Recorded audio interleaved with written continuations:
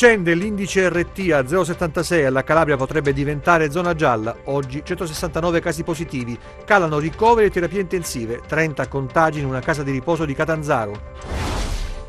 Nonostante i tamponi negativi non ha avuto il via libera per tornare al lavoro e alla vita di sempre. Giorni di reclusione per una giovane di Rende, il documento è arrivato dopo l'appello in TV.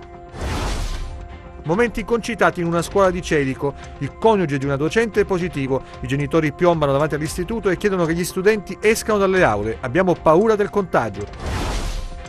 Protesta questa mattina davanti alla sede dell'ASP di Cosenza per gli oltre 41 lavoratori impegnati nel progetto Obiettivo Lavoro, ai quali scadrà il contratto il 31 dicembre.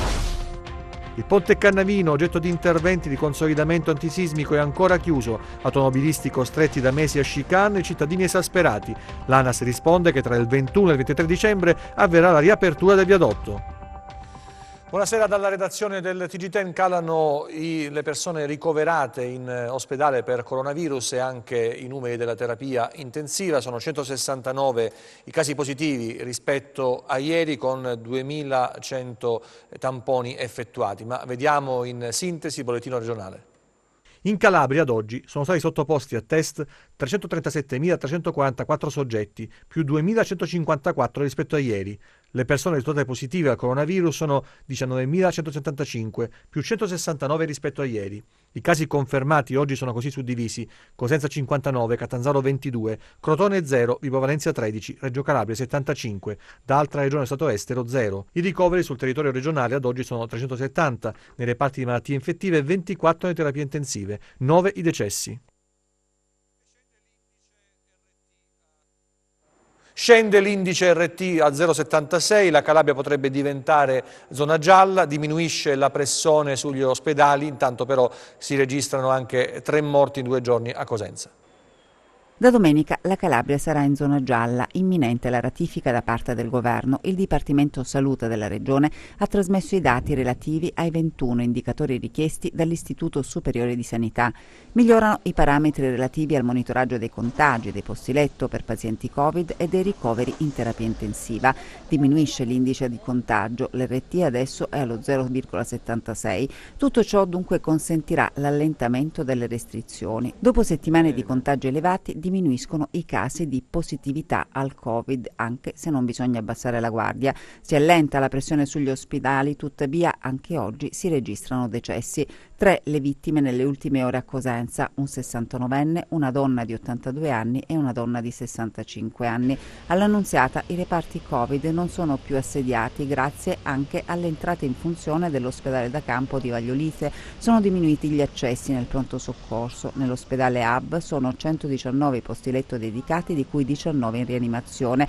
In ospedale rimangono i casi più gravi, mentre nell'ospedale da campo vengono inviati i pazienti che stanno meglio, più gestibili da parte dell'esercito, anche perché la loro struttura non ha la rianimazione. Situazione dunque al momento sotto controllo all'Annunziata, ma ancora qualche problema si registra nelle altre strutture della provincia, come all'ospedale Spock di Corigliano Rossano. All'ospedale Compagna manca il personale in tutti i reparti, il pronto soccorso è in affanno e il sindaco Stasi ha chiesto un incontro urgente al commissario dell'ASP. Proprio a Corigliano Rossano, al Giannettasio, si sono registrati problemi per il trasferimento di un giovane paziente di 15 anni con gravi traumi a seguito di una caduta dalla bicicletta.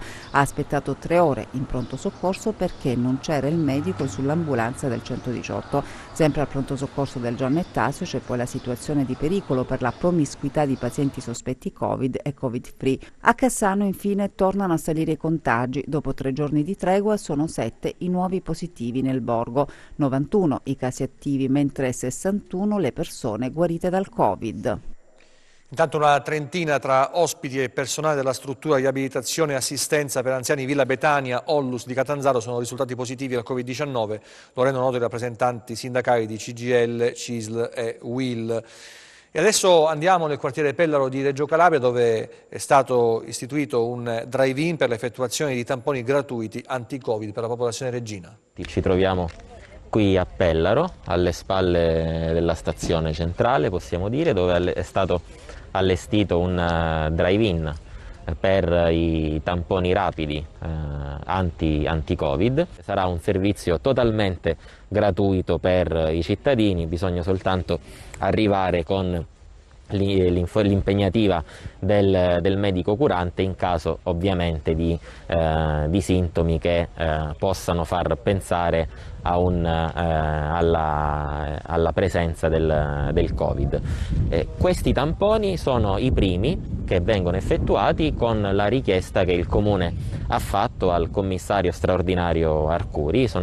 Quindi mettiamo in campo i primi tamponi dei 70.000 che sono arrivati, e inizia a prendere corpo l'idea dello screening di massa nella nostra città. Il progetto continuerà con le cosiddette comunità chiuse, quindi le case circondariali, quindi le RSA, quindi l'hospice, dove purtroppo, essendo comunità appunto chiuse, c'è più possibilità che si possano creare dei focolai di virus.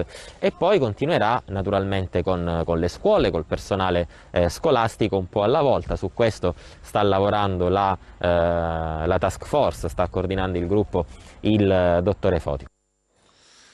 E adesso vi raccontiamo la storia di una giovane rendese che, nonostante i tamponi negativi, non ha avuto il via libera per tornare al lavoro, alla vita di sempre, giorni di reclusione. Il documento poi è arrivato dopo l'appello in TV. Sentiamola. 1° dicembre il tampone è risultato negativo, anche il secondo è seguito domenica scorsa, ma nessuno sa dirle se può tornare al lavoro oppure no.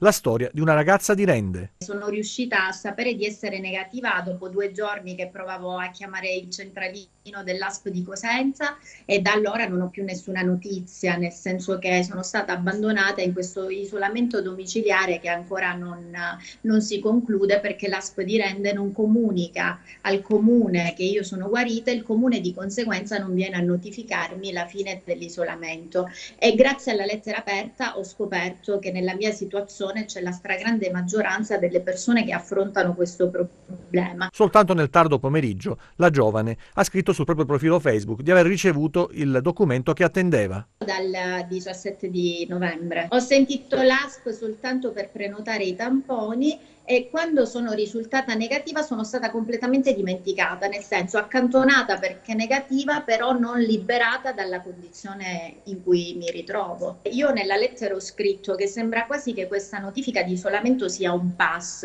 perché mentalmente, psicologicamente ti senti ancora quasi un problema, quasi un pericolo per gli altri. Quindi non è soltanto il dover necessariamente tornare al lavoro, è anche tutto quello che ti scatta dentro in una situazione del genere.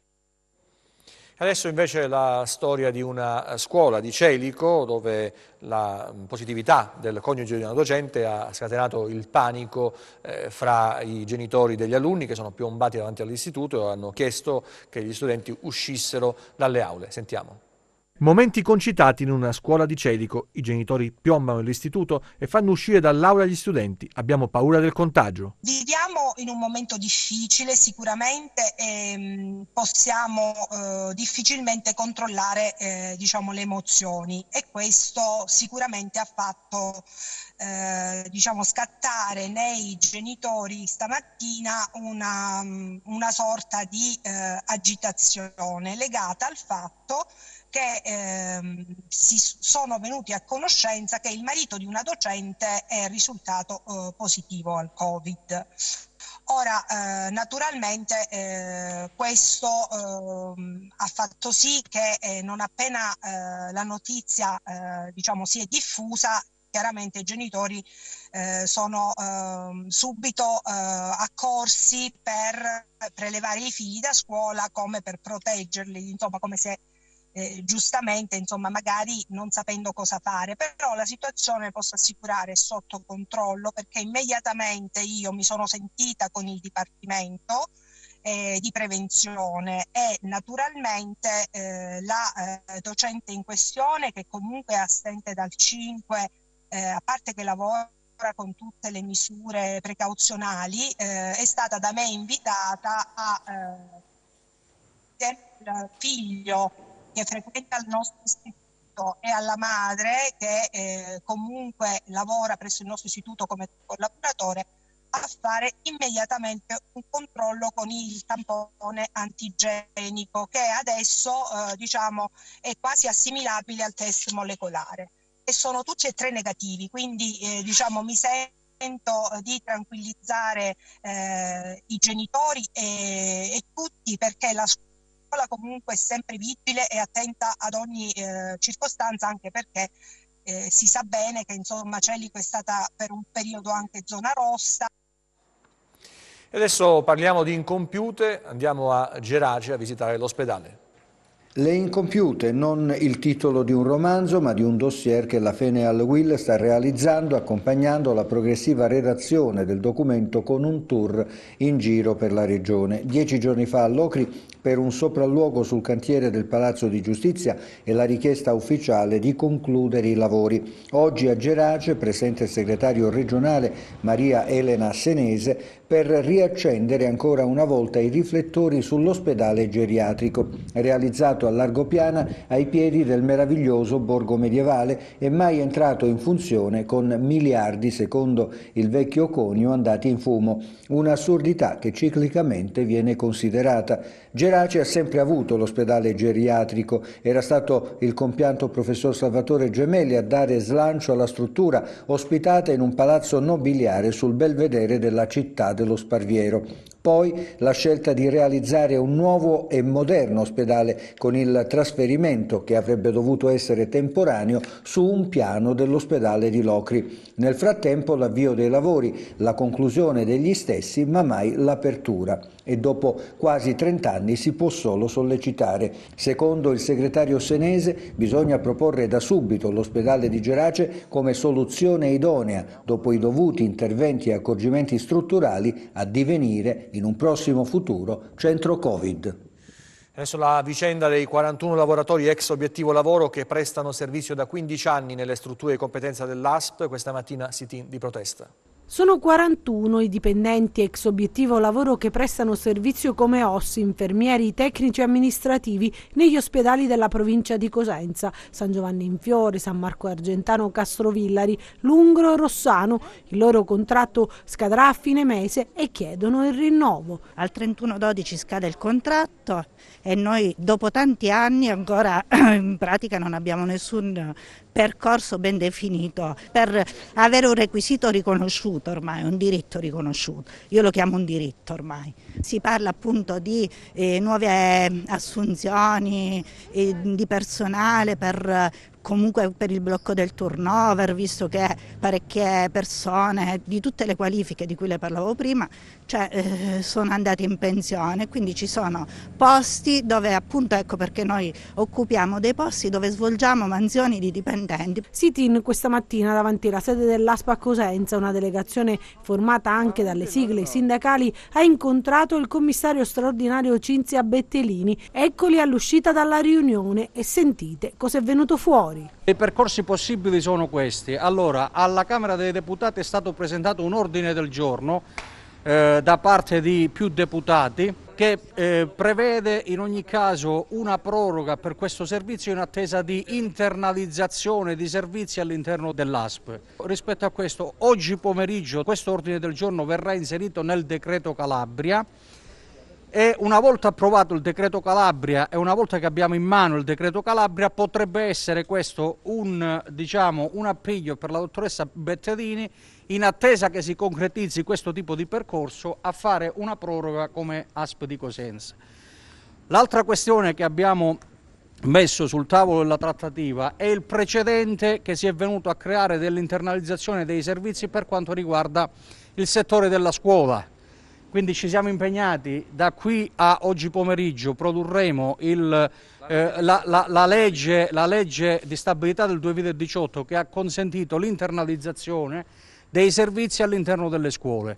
Quindi con tutte e due queste cose, quello che dicevo prima e quello che dicevo adesso, sarebbe disponibile a lavorare su una proroga in attesa che si concretizzino questi due percorsi che abbiamo avviato anche a livello nazionale. L'interessamento e l'attenzione sarà massimo, sicuramente non ci faremo distrarre dalle feste e non lasceremo la vertenza, non lasceremo che questi lavoratori vadano a casa entro il 31 dicembre. Nei giorni scorsi i cittadini e i rappresentanti delle istituzioni in campo per chiedere la riapertura del ponte di Celico. Il responsabile dell'ANAS al TG10 anticipa che il Carnavino aprirà al traffico il prossimo 21 dicembre. Il Il ponte Cannavino resta interdetto al traffico, i disagi per i cittadini e i mezzi di soccorso in periodo di pandemia costretti ad utilizzare i percorsi alternativi. Nei giorni scorsi una lunga nota dei liberi cittadini di Spezzano Piccolo ha ricordato come la chiusura del tratto della SS 107 incida negativamente sull'economia della Sila, bar, ristoranti già penalizzati dalle misure per contenere il Covid. Il sito dell'ANAS informano i cittadini alla data del 5 dicembre scorso sullo stato di avanzamento dei lavori indica il 46,53%. Siamo in linea con le previsioni, ci si chiede, e quanto si conclude. Bisognerà ancora aspettare per l'apertura al traffico, almeno a senso unico alternato, del ponte Cannavino. Nei giorni scorsi sul caso era intervenuto anche il consigliere regionale Carlo Guccione, chiedendo all'ANAS del perché del ritardo sulle prove di carico. Si è pronti per i collaudi, per le feste natalizie, almeno una corsia sarà percorribile.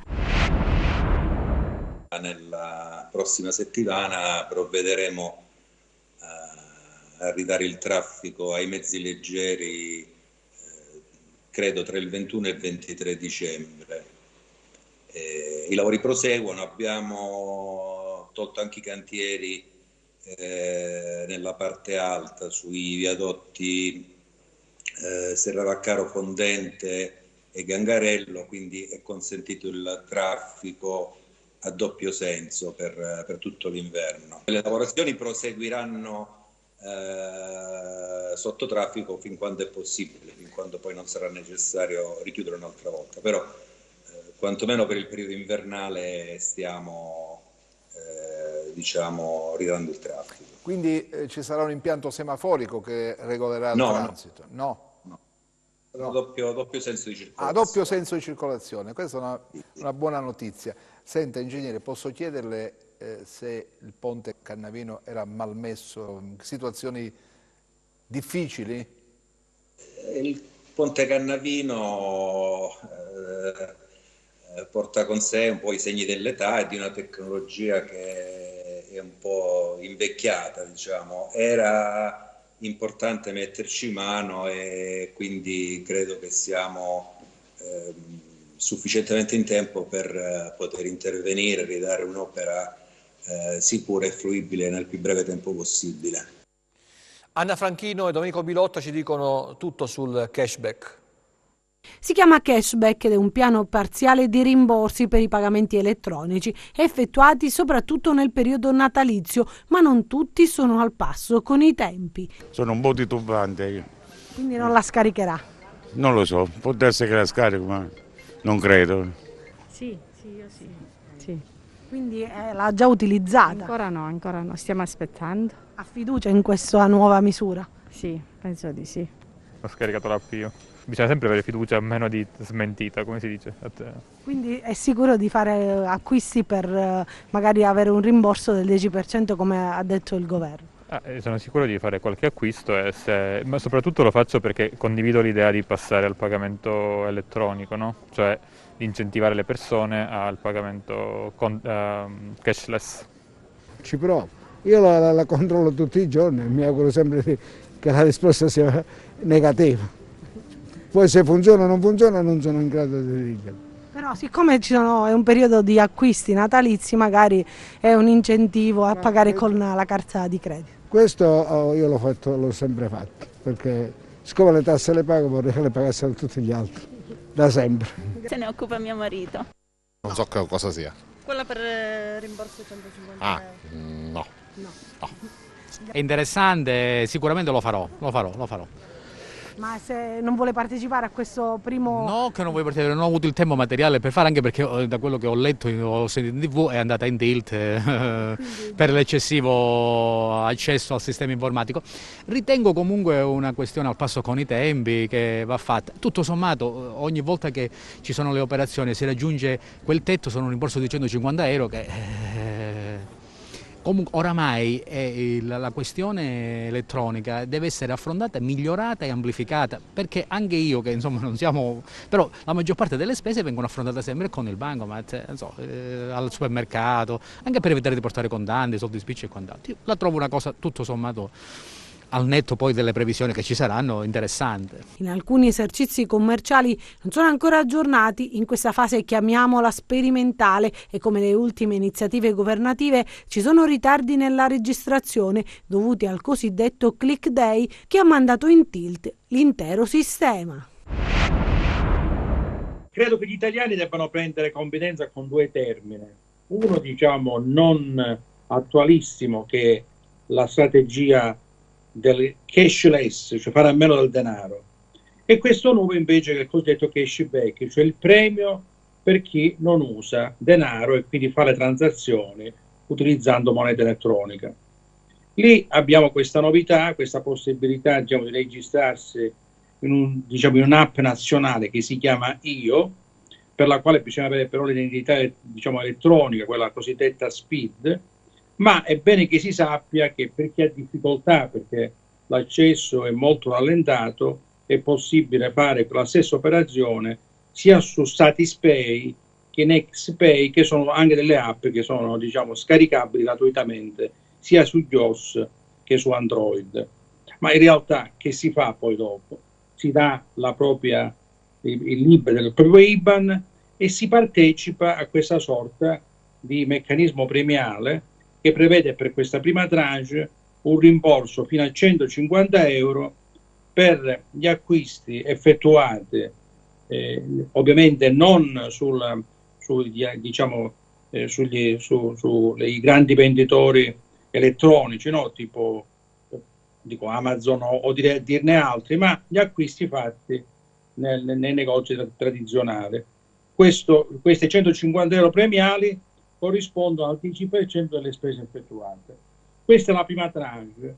Poi dall'anno prossimo queste 150 euro potranno essere reiterate per 2 volte, quindi 150 per il primo semestre e 150 per il secondo semestre, e poi addirittura è collegato un concorso che non va confuso con la lotteria degli scontrini, ma è sempre nella strategia del cashback, dove i più grandi, diciamo i 1500 consumatori italiani che compreranno di più avranno diritto a un rimborso di 1000 fino a un tetto di 1500 euro. Questo, diciamo, è lo schema diciamo semplice di questa operazione, che pare abbia avuto molto successo. Beni per 2 milioni di euro sequestrati a un'imprenditrice di Paola, operazione Affari d'Oro, vediamo di che si tratta. Gli uomini delle Fiamme Gialle entrano nella villa con piscina sulle colline di Paola, nel Cosentino, 22 stanze, giardino ben curato e magazzino. La dimora, sede anche di un lussuoso B&B, è stata sequestrata. In totale i sigilli apposti a beni mobili e immobili ammontano a 2 milioni di euro. Il provvedimento emesso dal Tribunale di Catanzaro su proposta del procuratore della Repubblica di Paola, Pierpaolo Bruni. L'operazione Affari d'Oro è scattata questa mattina. Nei guai un'imprenditrice della città del Tirreno, 59 anni, commerciante di gioielli, che avrebbe accumulato illecitamente l'intero patrimonio. Ad insospettire i finanzieri l'alto tenore di vita della donna e dei suoi familiari, frequenti viaggi e crociere, auto di grossa cilindrata, indumenti firmati, investimenti di natura finanziaria. L'Orafa era stata denunciata nel 2005 per aver acquistato oro usato da un minorenne senza richiesta della carta d'identità. Dai controlli che sono seguiti presso la gioielleria è emerso che nell'esercizio commerciale mancava l'istituzione del registro dei beni usati. Nel 2012 il marito dell'Orafa era stato trovato in possesso di oro usato senza i documenti che ne giustificassero il trasporto. Ne è scaturito un procedimento penale per ricettazione. Nel 2013 i coniugi sono stati nuovamente denunciati da un venditore di oro usato. I primi episodi, però, secondo quanto si è appreso, risalirebbero agli anni 90 con esposti anonimi. Sul caso gli accertamenti della Guardia di Finanza trasmessi al Tribunale di Paola e successivamente a Catanzaro. L'attività di oggi sul territorio del Tirreno Cosentino si inserisce in un contesto di aggressione ai patrimoni illecitamente accumulati nel 2020, i cui sequestri ammontano a circa 7 milioni di euro. La chiusura della borsa, vediamo.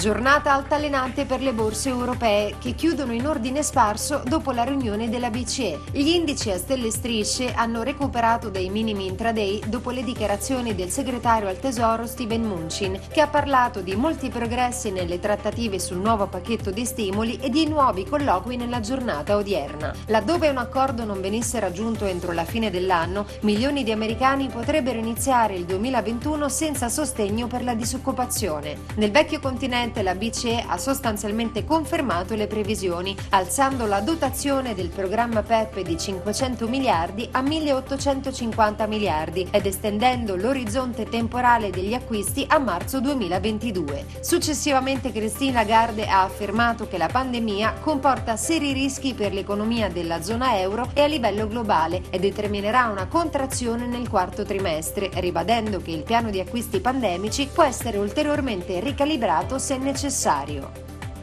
A Piazza Affari il FTSE MIB archivia gli scambi in flessione dello 0,2, debole come il DAX di Francoforte a meno 0,3 e l'Ibex 35 di Madrid a meno 0,6%. Poco mosso il CAC 40 di Parigi a più 0,1, mentre avanza il FTSE 100 di Londra a più 0,5, complice la debolezza della sterlina. Contrastati gli indici di Wall Street, con il Dow Jones a meno 0,2, l'S&P 500 invariato e il Nasdaq a più 0,5%.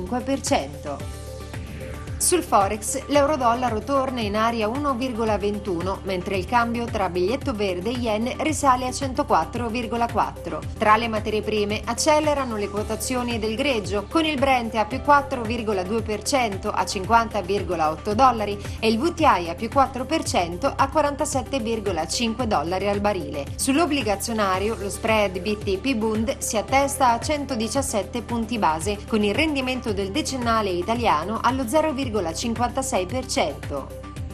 Tornando a Piazza Affari, il rialzo del petrolio spinge Saipem a più 2,8% e Tenaris a più 1,5% in vetta al FTSE MIB. Bene anche Campari a più 1,5%, mentre arretrano Pirelli a meno 3,4% e Inuit a meno 2,9%. Grazie e buon proseguimento di serata.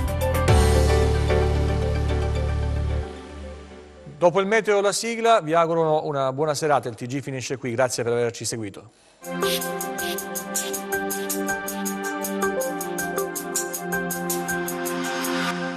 Ben ritrovati da Meteo in Calabria. La nostra regione continua a essere interessata da una vasta area depressionaria che si estende dal nord Atlantico, facendo affluire aria polare marittima fredda che alimenterà perturbazioni che ci interesseranno in sequenza ancora per alcuni giorni.